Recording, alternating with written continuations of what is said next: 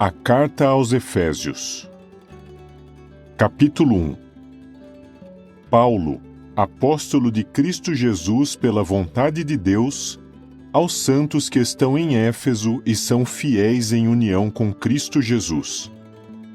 Que vocês tenham bondade imerecida e paz da parte de Deus, nosso Pai, e do Senhor Jesus Cristo.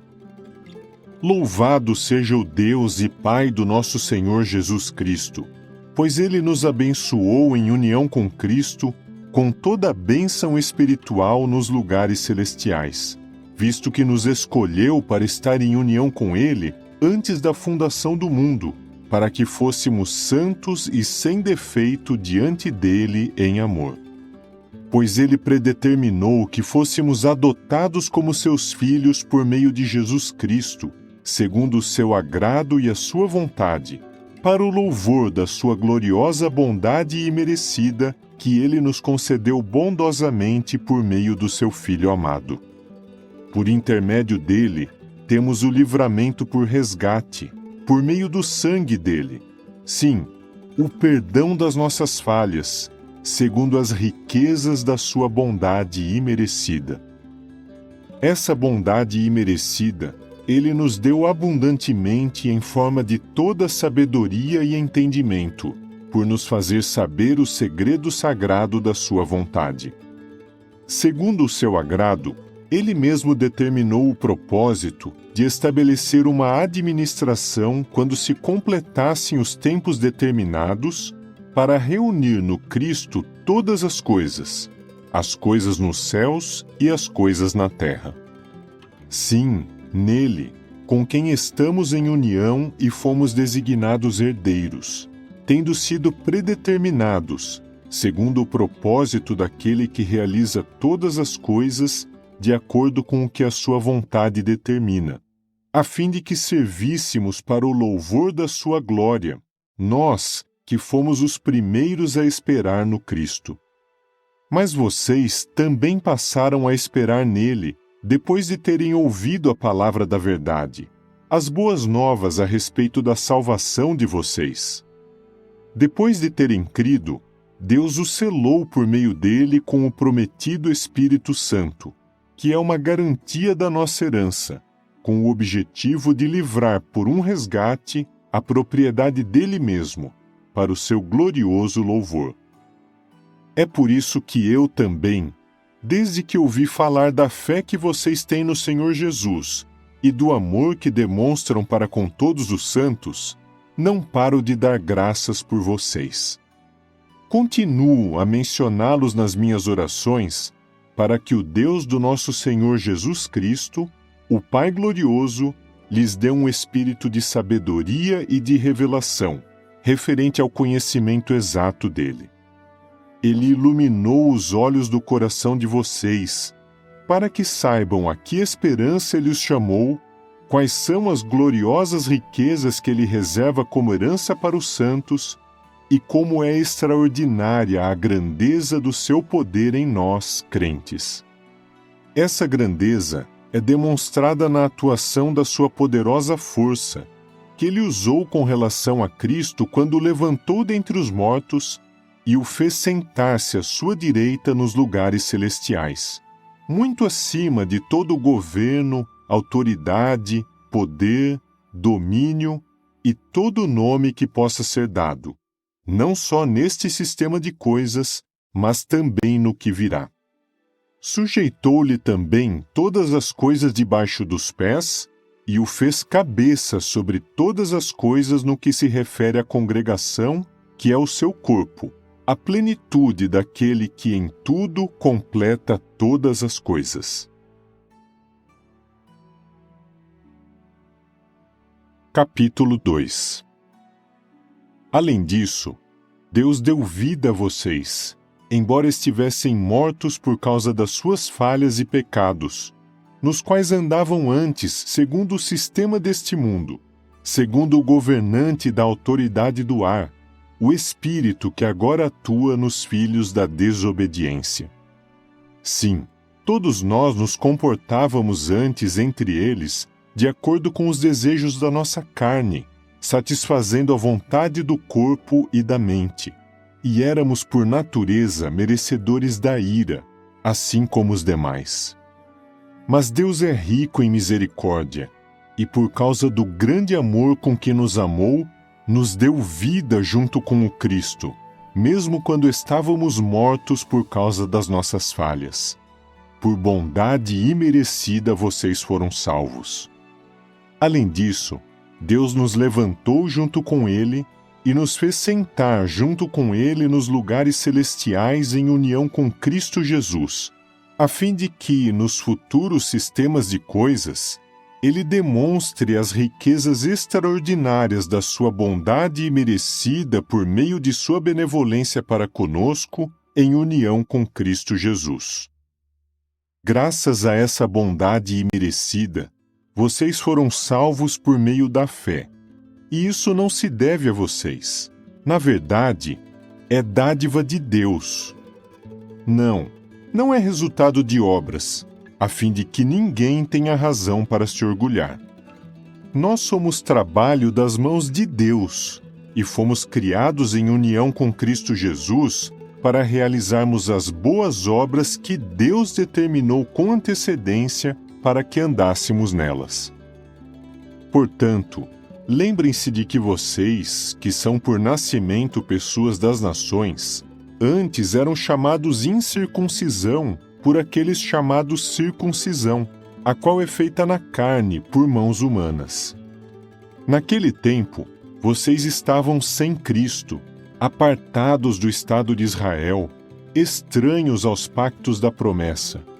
Não tinham esperança e estavam sem Deus no mundo. Mas agora, em união com Cristo Jesus, vocês que antes estavam longe, estão perto pelo sangue do Cristo.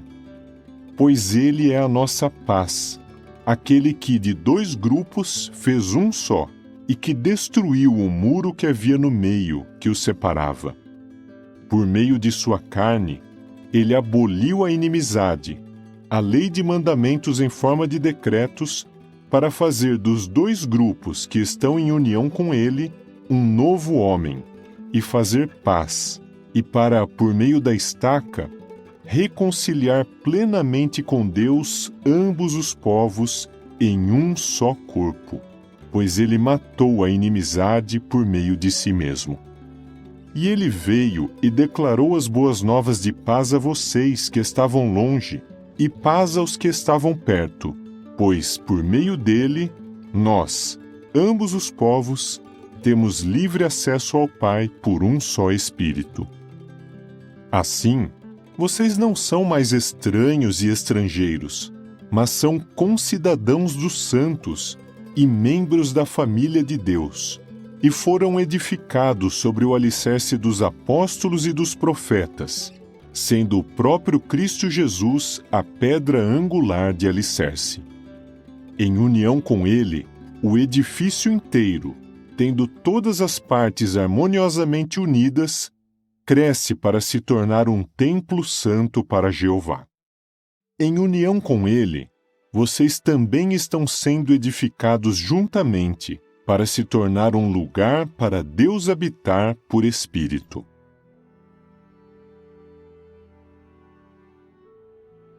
Capítulo 3. Por isso eu, Paulo, o prisioneiro por causa de Cristo Jesus em benefício de vocês, as pessoas das nações, suponho que vocês ouviram falar que eu recebi a responsabilidade de administrar a bondade imerecida de Deus em seu benefício, que o segredo sagrado me foi dado a conhecer por uma revelação, conforme já escrevi resumidamente. Assim, ao lerem isso, vocês podem se dar conta da compreensão que eu tenho do segredo sagrado do Cristo. Em outras gerações, este segredo não foi dado a conhecer aos filhos dos homens, assim como agora foi revelado por Espírito aos seus santos apóstolos e profetas, que pessoas das nações seriam, em união com Cristo Jesus e por meio das boas novas, co-herdeiros, membros do mesmo corpo, e participantes conosco da promessa. Eu me tornei ministro disso segundo a dádiva da bondade imerecida de Deus, que me foi concedida por meio da atuação do seu poder. A mim, alguém menor que o menor de todos os santos, foi concedida essa bondade imerecida para que eu declarasse às nações as boas novas a respeito das riquezas insondáveis do Cristo e fizesse com que todos vissem a administração do segredo sagrado que durante as épocas esteve escondido em Deus, que criou todas as coisas. O objetivo era que, por meio da congregação, se desse agora a conhecer aos governos e às autoridades nos lugares celestiais a grandemente diversificada sabedoria de Deus.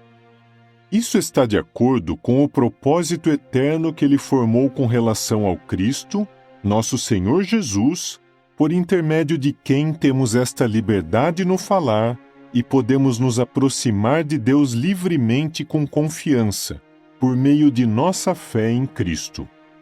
Portanto, peço-lhes que não desistam por causa dos sofrimentos que estou suportando por vocês, pois eles significam glória para vocês. Por isso, eu me ajoelho diante do Pai, a quem toda a família no céu e na terra deve o seu nome. Oro para que Ele, por meio de sua grande glória, lhes conceda serem fortalecidos na pessoa que são no íntimo, com poder, por meio de seu Espírito, e para que, por meio da sua fé, o Cristo more em seu coração com amor. Que vocês sejam arraigados e estabelecidos no alicerce, a fim de que, junto com todos os santos, sejam plenamente capazes de compreender qual é a largura, o comprimento, a altura e a profundidade, e de conhecer o amor do Cristo, que é superior ao conhecimento, a fim de que vocês fiquem cheios de toda a plenitude que Deus dá. E aquele que, segundo o seu poder que atua em nós, pode fazer mais e infinitamente além de tudo que peçamos ou possamos imaginar, a Ele seja dada a glória por meio da congregação e de Cristo Jesus, por todas as gerações, para todo o sempre. Amém.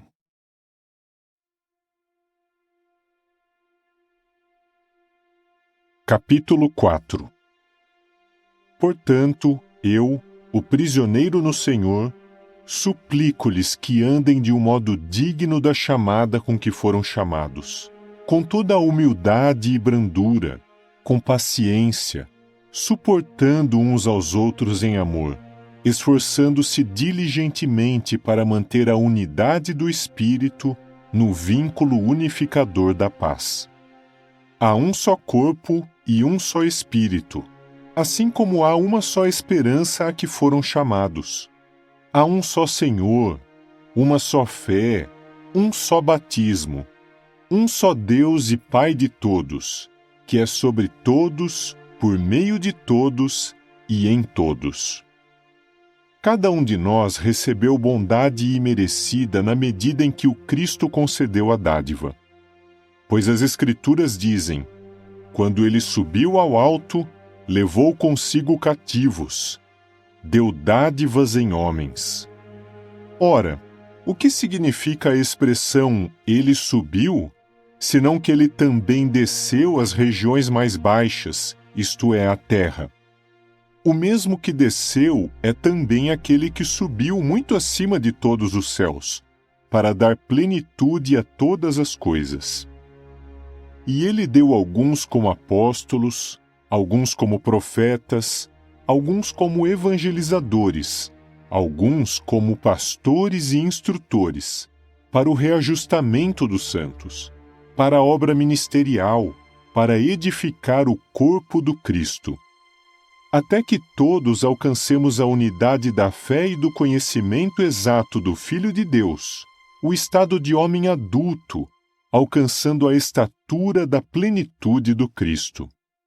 Então, não devemos mais ser crianças, jogados como que por ondas e levados para lá e para cá, por todo o vento de ensinamentos, pela esperteza de homens, pela astúcia de artimanhas enganosas.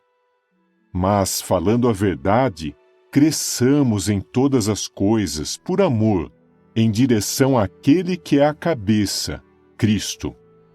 Por meio dele, todo o corpo é harmoniosamente unido e coordenado mediante as juntas que suprem o que é necessário. Quando cada membro funciona bem, isso contribui para o desenvolvimento do corpo, à medida que edifica a si mesmo em amor. Portanto, digo e os exorto no Senhor: não andem mais como andam as pessoas das nações, na futilidade da sua mente. Elas estão mentalmente em escuridão e apartadas da vida que pertence a Deus, por causa da ignorância que há nelas, por causa da insensibilidade do seu coração. Tendo perdido todo o senso moral, entregaram-se à conduta insolente para praticar com ganância todo tipo de impureza. Mas vocês não aprenderam que o Cristo seja assim, se de fato ouviram a Ele e foram ensinados por meio dele, de acordo com a verdade que está em Jesus. Vocês foram ensinados que devem abandonar a velha personalidade, que está em harmonia com o proceder anterior de vocês e que está sendo corrompida segundo os desejos enganosos dela. Continuem a renovar a sua maneira de pensar e revistam-se da nova personalidade, que foi criada segundo a vontade de Deus, em verdadeira justiça e lealdade. Portanto, visto que vocês abandonaram a mentira, falem a verdade, cada um com o seu próximo, pois somos membros que pertencem uns aos outros. Fiquem irados, mas não pequem. Não deixem que o sol se ponha enquanto ainda estiverem irados. Não deem chance ao diabo. Quem furta, não furte mais. Em vez disso, trabalhe arduamente, fazendo com as mãos um bom trabalho, a fim de ter algo para repartir com alguém em necessidade. Não saia da boca de vocês nenhuma palavra pervertida, mas somente o que for bom para a edificação, conforme a necessidade, para transmitir aos ouvintes o que é benéfico. E não entristeçam o Espírito Santo de Deus, com que vocês foram selados para um dia de livramento por resgate. Abandonem todo tipo de ressentimento, ira, raiva, gritaria e palavras ofensivas, junto com toda a maldade. Mas sejam bondosos uns com os outros, ternamente compassivos, perdoando liberalmente uns aos outros, assim como Deus os perdoou liberalmente por Cristo.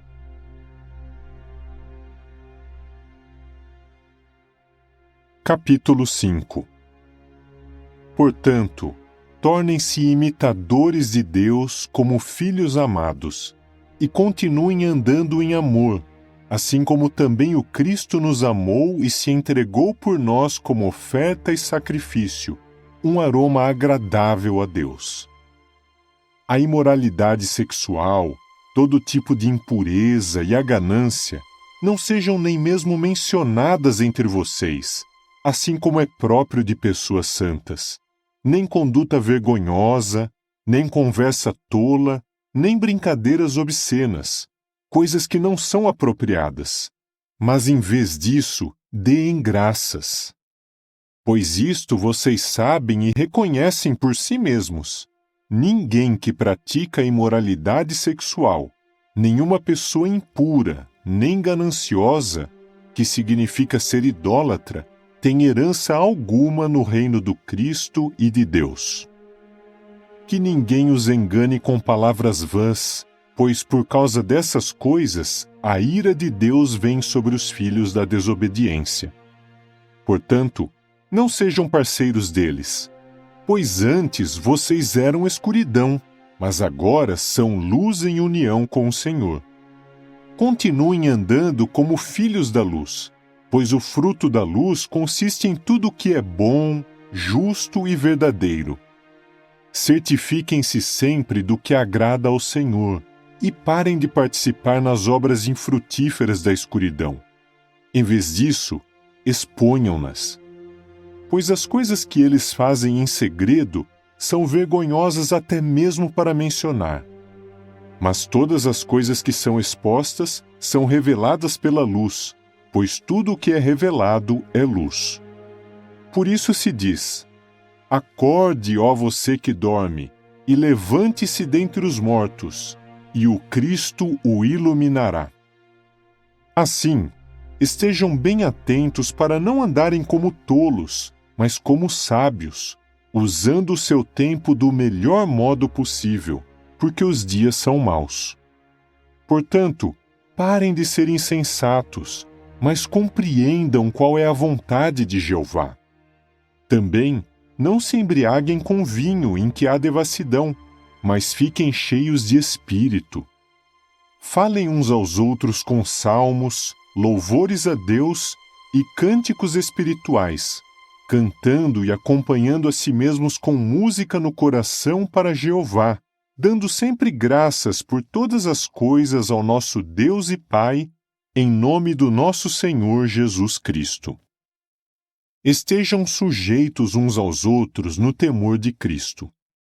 A esposa esteja sujeita ao marido como ao Senhor, porque o marido é cabeça da esposa, assim como o Cristo é cabeça da congregação e salvador desse corpo.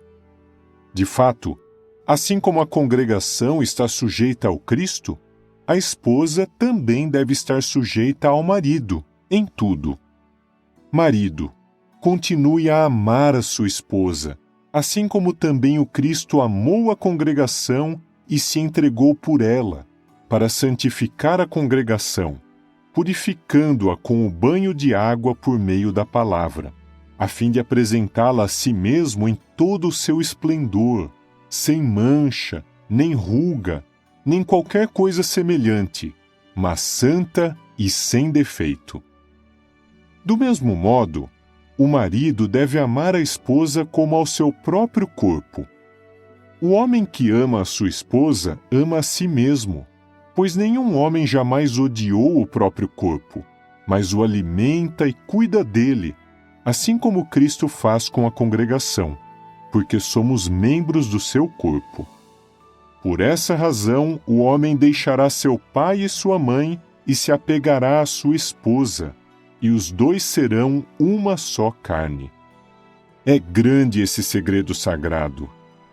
Digo isso, porém, a respeito de Cristo e da congregação. No entanto, cada um de vocês ame a sua esposa como a si mesmo. Por outro lado, a esposa deve ter profundo respeito pelo marido.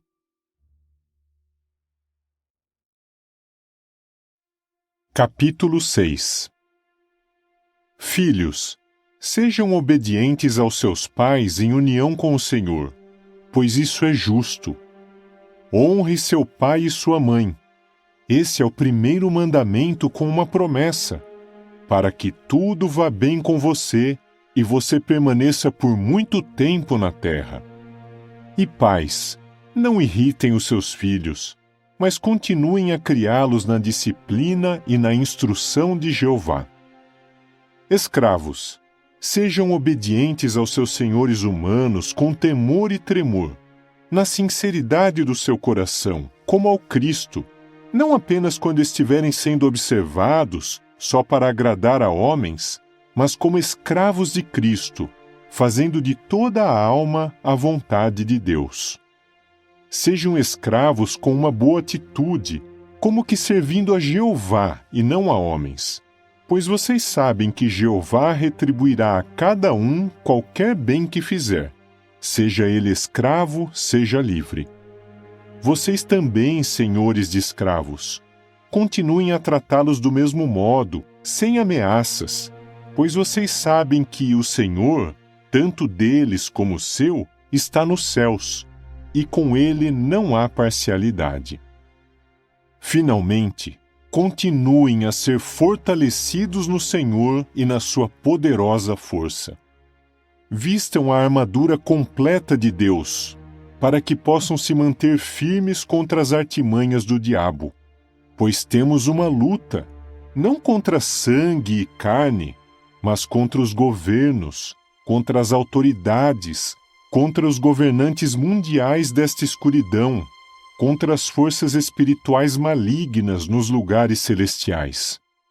Por essa razão, vistam a armadura completa de Deus para que possam resistir no dia mau e, depois de terem feito tudo, se manter firmes.